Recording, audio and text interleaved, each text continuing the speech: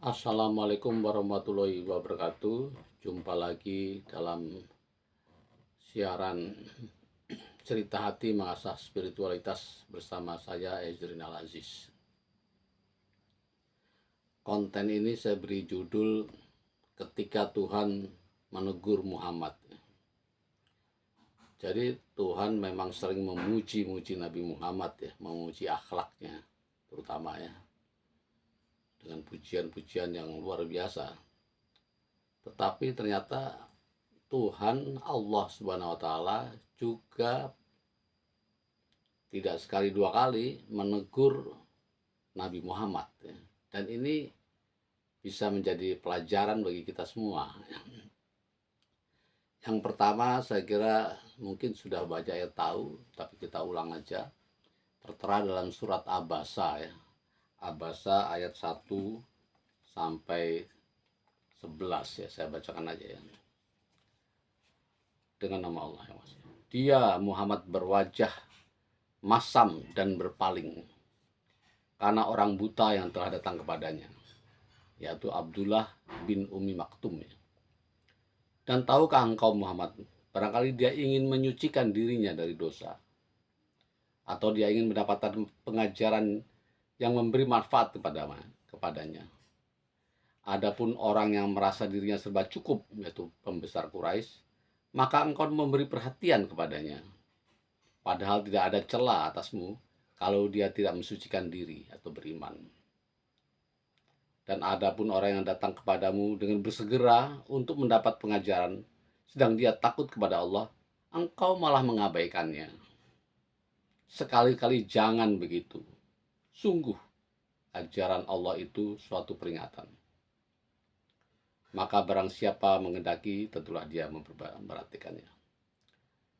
Jadi ini peringatan yang keras ya terhadap Nabi, yang lebih mementingkan pembesar Quraisy. Waktu itu dia sedang berbincang-bincang dengan pembesar Quraisy. Tiba-tiba Abdullah bin Maktum ini, Umi Maktum ini datang dan menyela pembicaraan. Dan Nabi kurang suka dan bermuka masam, cemberut.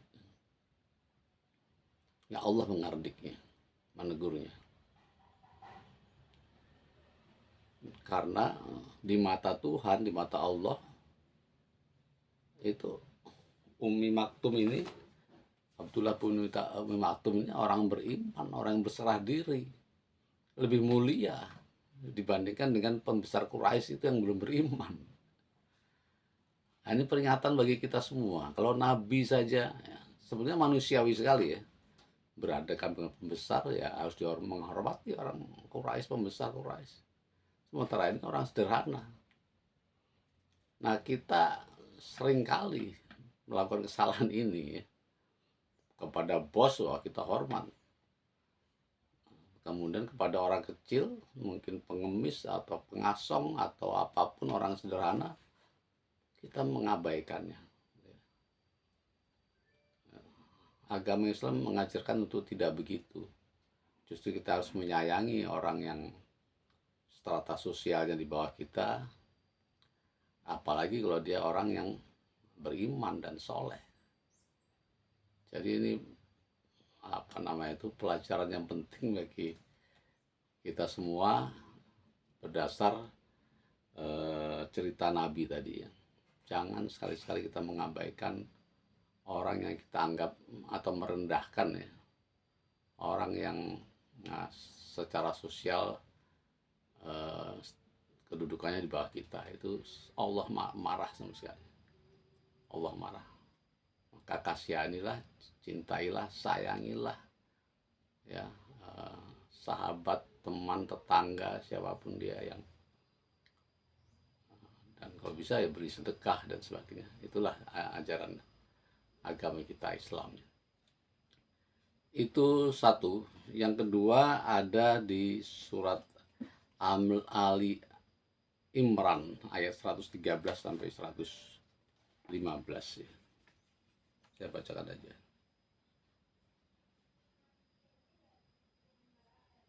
Mereka tidak seluruhnya sama. Di antara ahli kitab ada golongan yang jujur, Mereka membaca ayat-ayat Allah pada malam hari dan mereka juga bersujud. Mereka beriman kepada Allah dan hari akhir, menyuruh berbuat ma'ruf dan mencegah dari mungkar, serta mengerjakan berbagai kebajikan. Jadi ini ceritanya, asbabun nuzulnya itu Ibnu Mas'ud menuturkan ketika Rasulullah mengakhiri sholat Isya, didapatinya di dalam masjid orang yang sedang menunggu, maka beliau bersabda, ketahuilah selain kalian tak ada seorang pun dari penganut agama lain yang ingat kepada Allah di saat malam begini. Jadi ini Allah tidak suka ya, menyombongkan diri karena agama kita. Kita lah yang paling baik. Kita yang ingat sholat di malam hari. Memang betul. Tapi ternyata Allah tidak suka kalau kita mengumbar-ngumbar kelebihan kita sebagai agama. Maka Allah menghardik Nabi, siapa bilang hanya umat Islam? Ahli kitab itu juga bangun di tengah malam dan bersujud di tengah malam. Di antara mereka ada yang jujur, ada yang juga bersujud di tengah malam. Ya, ini sebuah pelajaran yang cukup penting pula bagi kita, bahwa Allah tidak suka kalau kita itu membanggakan agama kita. Meyakini boleh, tapi kalau membanggakan, apalagi membanding-bandingkan dengan agama lain bahwa kita yang terbaik, ternyata Allah tidak suka. Itu ada ayatnya ya. Bahkan Allah, artinya dalam ayat ini Allah juga mengakui keimanan agama lain ya. Disebutkan situ, Allah ahli kitab itu kalau dia beriman, percaya pada akhirat, ya dia akan mendapat rahmat Allah, akan disayangi Allah juga. Itu ya, maknanya. Jadi yang pertama, jangan kita membanggakan agama dengan membandingkan agama orang lain.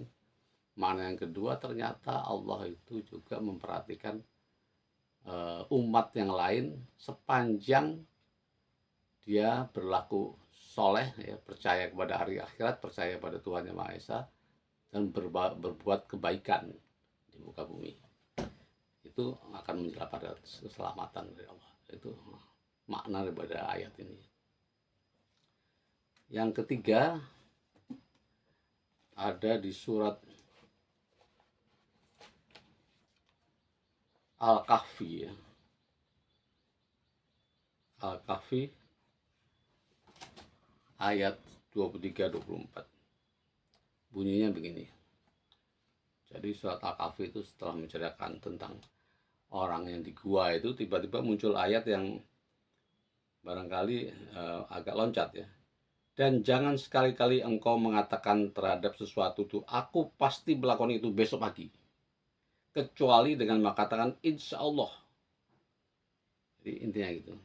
Jadi ceritanya ini pada suatu saat ada beberapa orang Quraisy menanyakan beberapa hal ya kepada Nabi ya, tentang gua tadi, terus tentang Iskandar Zulkarnain dan tentang roh. Nabi menjawab dengan ringan, besok pagi datanglah, saya akan jawab itu. Ternyata Allah marah. Nggak boleh kita mendahului Allah. Biasanya memang ketika ada pertanyaan atau itu, Allah akan mendatangkan wahyunya untuk menjawab pertanyaan itu. Tapi itu bukan kemauan Nabi, itu kehendak Allah. Jadi pelajaran di sini, jangan kita mendahului Allah. Ya. Jadi selalu kalau ada rencana, sebutlah insya Allah. Ya. Mudah-mudahan Allah berkehendak seperti kehendak kita. Ya. Insya Allah. Jadi belum pasti. Yang pasti itu, yang memastikan itu terjadi, itu hanya Allah Subhanahu wa Ta'ala. Bayangkan Nabi aja kadang-kadang bisa begitu, apalagi kita yang orang biasa. Jadi untuk menjadi perhatian kita semua, tidak boleh kita mendahului kehendak Allah. Maka setiap rencana kita harus serahkan kepada Allah. Insya Allah, mudah-mudahan Allah merestui inilah rencana kita ini.